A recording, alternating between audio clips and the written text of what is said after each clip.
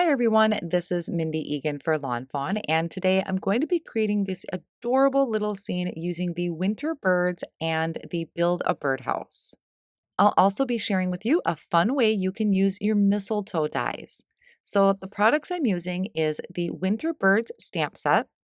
I have the stitched scalloped rectangles, the Merry Mistletoe die set. I also have the build-a-birdhouse. The first thing that I'm going to do is grab some images off of the Winter Birds stamp set, and I'm going to be stamping them on white 80-pound cardstock. Now I have 3 birds picked out, and I'm going to ink them up in the Lawn Fawn Jet Black ink, which is safe for using with alcohol markers. I'm going to stamp them twice, and then I'm going to flip my cardstock and stamp them again. I wasn't quite sure how my coloring was going to turn out with the birds because I hadn't colored them up yet with a certain color combination, so I like to have an extra set stamped out just in case. Now, when I do any alcohol marker coloring, I like to use a 3 color combination. For this one, I started with B95, B93, and B91. Now, after I had kind of finished coloring in the bird with those 3 markers, I decided I wanted a little bit more contrast, and I'm going to bring in a B97. So that darker color you can see is really going to add some depth and dimension to my bird. I believe I end up leaving off B91. Now, I also had changed up how I colored the feathers. And because I had kind of flipped where the darker color was, I can take my B91 and kind of color in between those areas. The B91 has more of a colorless blender in it, so it's going to kind of move or push around that darker color and help lighten that area. Now, I had picked out these colors. One of the reasons for that is because I already had a color scheme planned out for my birdhouse and the sprigs. So I wanted some colors to match. Now, a lot of my color combinations I'm using today are I guess, kind of more muted tones, not very bright or vibrant. And that's why I chose this kind of muted blue. It's more of a country blue, is what I like to call it. So that's why I'm coloring the birds in this particular color. Now, I also wanted to be matching the scarves to that. The original plan for this card design was to make it more of a fall inspired card project, but it ended up looking a little bit more winterish, which I think is still beautiful. Now I came in and I added YR65 for the beak and T2 to the side of the faces just for a little bit of shadow. For these scarves, I am using R85, R83, and R81. And that is definitely going to match my color combination on the front of my card. Normally, I think I kind of color my images and then design my card and the colors I'm going to use, but this time I did it opposite. Now I'm taking the coordinating dies, holding them down with a low tack tape, and die cutting those out. So I set the birds off on the side, and I have a piece of kraft cardstock that is cut to 4¼ by 5½. I placed that into a splat box that I have some paper towel down at the bottom to catch any excess splatters, and I have some white paint that I mixed with a little bit of water that I'm going to add splatters to the background. I'm also going to bring in some gold perfect pearls. I put a little bit of that powder down, added some water, and adding flicks of this to the background as well. I really love adding splatters. I think it's just a nice way to kind of add a little bit of interest to an otherwise very clean and simple background. So either way will work. Now, one other thing I wanted to do was I took some walnut ink, I squished it down onto my work surface, added a little bit of water to that, and then I'm going to splatter this down. Now, one of the reasons I brought in the brown was, guys, I still thought I was going to be making a fall card. So whether fall or winter, the brown still works out. To frame my design, I am going to be taking the stitched scalloped rectangles. I think I used the second largest one, and I die cut it twice from some white cardstock. This is going to give kind of a resting place for my images. I'm going to add some liquid glue behind one of them and layer these together. This is just adding some stability because 80-pound cardstock doesn't have a lot of stability to it. You could also cut this from 100 or 110-pound cardstock to make it a little bit more stable. So off screen, I have already die cut a bunch of pieces that I keep in a little dish. I'm going to start by bringing in my birdhouse. Now the birdhouse itself, I die cut from wood grain white cardstock, and the top of the house, I die cut from some dark brown wood grain cardstock. And I'm going to be taking a gray ink. I believe this was River Rock. And I'm using a small blending brush to add just a little bit of that color to the edge of my birdhouse. Then I'm just going to take my liquid glue, add a little bit of that to the back of my pieces here, and using my tweezers, I'm going to put my birdhouse together. I love this birdhouse. It's super cute and really easy to put together. Now, the center part, I wasn't quite sure what I was going to do with that yet, so I left that open for right now. Now, these are the pieces from the Merry Mistletoe. I die cut it from paper bag cardstock, sage leaf, I believe it is, and pencil eraser. I also have the bow there die cut from Ballet Slippers cardstock. So I'm going to add these berries to my sprigs, and I just put a little bit of liquid glue onto the ends, and I'm picking these up with this pickup stick or wax tool, whatever you use for your embellishments.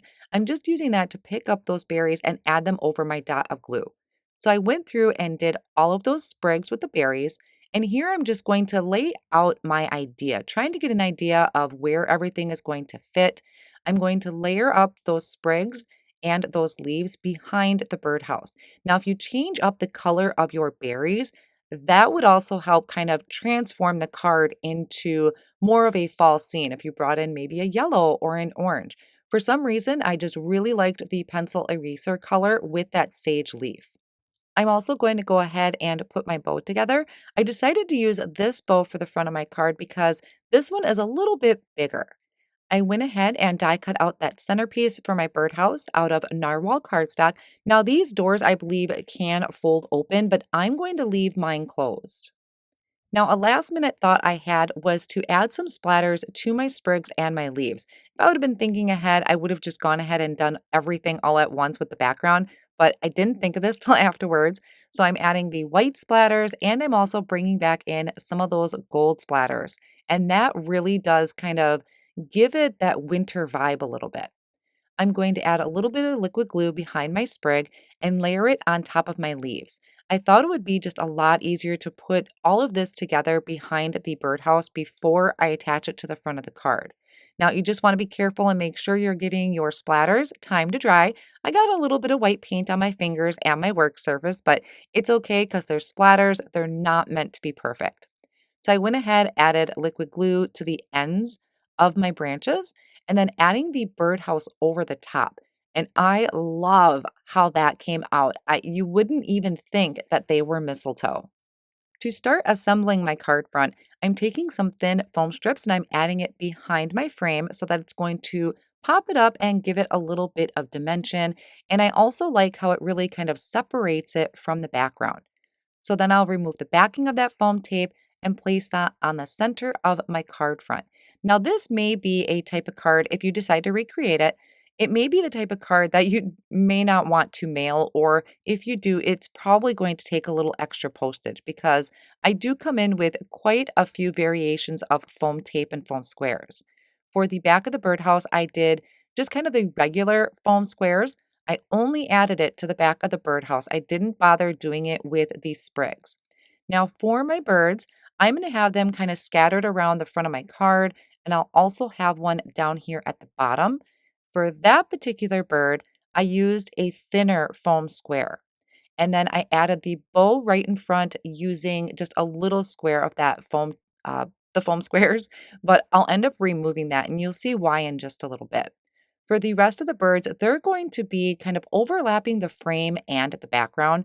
So I went ahead and I added a regular foam square and a thin foam square. So there are two different, how would you say it, like depths of foam squares. And by adding those two different thicknesses, that is going to balance it out so it is flush with my frame. Because now remember, I went ahead and added foam strips behind the frame. So by adding those two different thicknesses of foam squares, that balances it out so it's nice and flush. The sentiment I'm going to be using comes off of the Wavy Sayings stamp set. I die cut out a wavy banner that's going to fit that sentiment.